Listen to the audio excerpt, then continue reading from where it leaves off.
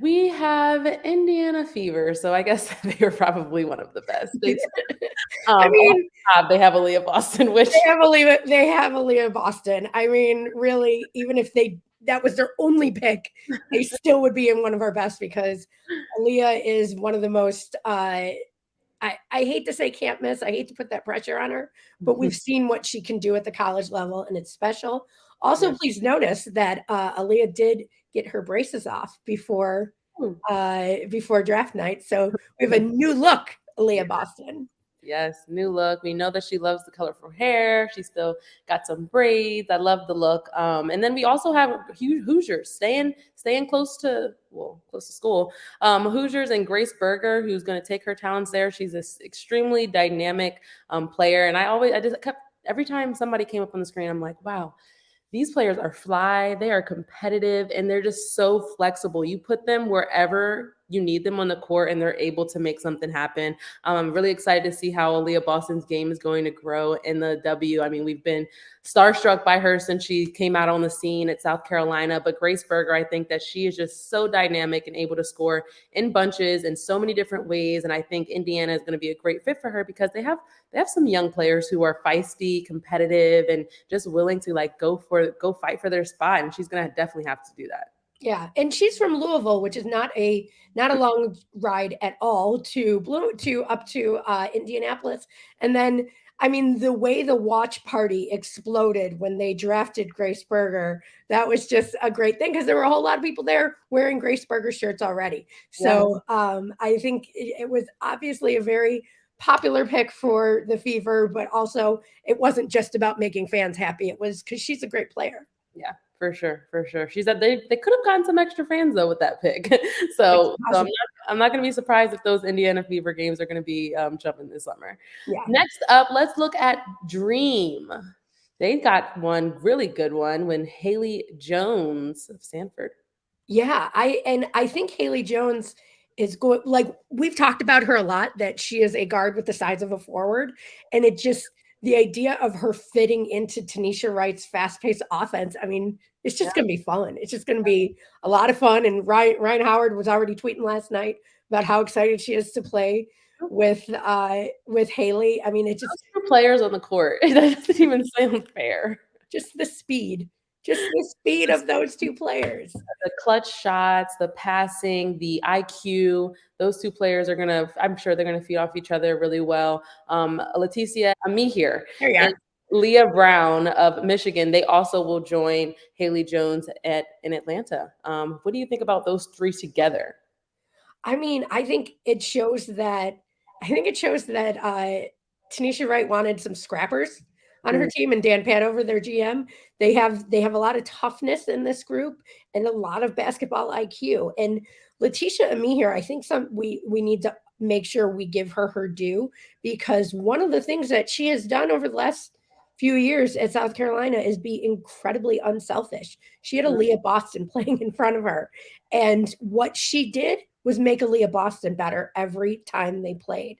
And she was so good that she got picked in the first round, even though she wasn't a starter. Like, yeah. it's just so crazy to think about, but that is because she had some faith in the team that she was with. She has a championship ring from last year, and she got drafted in the first round by an excellent team. So, I mean, you just got to give her all of her flowers for that.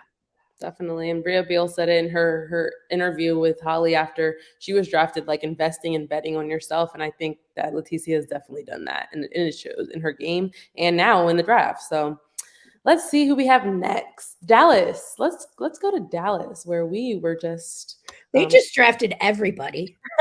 They had so many draft picks. so many picks. And they drafted all shooters, Mm-hmm. lots of shooters. So this camp is going to be it's going to be crazy. Gonna be threes going up left and right. But at the top of that list, we had Maddie Segrist, who was number 3.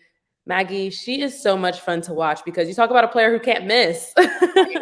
She obviously misses, but it's not very often. I mean, she's just a scrappy player. She fights for every basket because and at Villanova, everyone knew that she was going to score the ball. She had to score, right? And she was still able to make it happen with the toughest defenders on her. And I think this Wings team they've lost a few players, lost a few shooters, and you talk about the shooters. They also have Lou Lopez Sinichow and Abby Myers. So these are going to be coming in ready to go. Yeah. I mean, and realize the 3 players that we just named, those are all first round. Like that there are plenty of other players that they drafted in the later rounds, but these first round players, there's just going to be some fantastic camp battles. Abby Myers from Maryland, I feel I was a little surprised to see her go in the first round, but maybe I just wasn't giving her due because Abby Myers is a great player. She's scrappy. She will fight for every rebound, but she can also shoot the 3. Like I feel like that's the exact kind of player you'd want to see in Dallas, especially after losing Marina Mabrey. Definitely. So, now all the pressure is not on Enrique. It is, there's a lot of shooters there. And then on defense, you got Natasha Howard. So you're fine. That's all you need. But that's a good point too, right? Because we talked to Greg Bibb at the Dallas Wings party during the Final Four, and he just reassured everyone that Enrique is the face of the franchise, right? And so bringing in people who are going to really help her and supplement her style of game, which is getting to the basket, being able to knock down three-pointers, being able to dish off, kick to shooters. I think those are 3 players who can really spot up and shoot. Those are 3 players that can play off the bounce. And at the end of the day, obviously, Enrique is going to shine, but they need someone that's going to step up. And they're going to need a young player. Right? That's just what it is. That's just what their numbers are pointing towards right now. But let's finish it off, though. The Minnesota Lynx. I mean, Minnesota Lynx with their first pick, which was the 2nd pick overall, they take Diamond Miller from Maryland. And if you watched In the Paint, you have heard us talk about Diamond Miller a lot. She's basically was my favorite NCAA player this season. I won't hide it. She was my favorite. Sorry. She is so fast. She can get up and down the court so quickly and make things happen under the basket, both on offense and defense. She's a steal machine. I mean, I am really excited to see how she continues to develop with Cheryl Reeve guiding this boat because it's great. It's just great. Yeah, I think that her tenacity to get after the ball defensively, offensively, we know that she can get up and down. She can take it from one end to the other end. Anybody can be in front of her, and they're not going to be able to stop her. I also think that Diamond Miller just has like this testiness. It reminds me of Kayla Charles when I was in grad school at Maryland. She was playing, and they both have this kind of like edge to where no one can stop them. They can only be stopped by themselves. And then they expect a lot of themselves. I think she said, she talked about it in her interview, just like, I'm never going to settle. Like, this is great. I love that I'm gotten picked, but like, this is not the finish line, right? And I think they do a really good job of putting those things into perspective. And so I think Diamond Miller is very coachable. She's not going to settle on what she has already achieved, and she's going to really help this Minnesota Lynx team just turn things around, I think. But she's not alone. They had Maya Hirsch as well, the French center. She was the first international player off the board, Maggie. Yeah. And Cheryl Reeve did say that they do not expect her to play this year, but having the rights to her for future years because of duties that she has in France. Gotcha.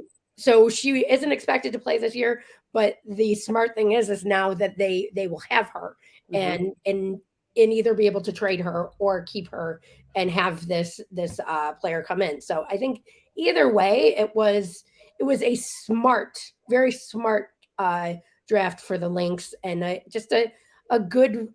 Diamond Miller, it was hard to go wrong with it, but it still was the smart way to go. Yeah. And if you didn't notice, those are all of our partners. So you guys can definitely tune in and watch these players, these new players joining, and as well as these franchises do their thing this summer.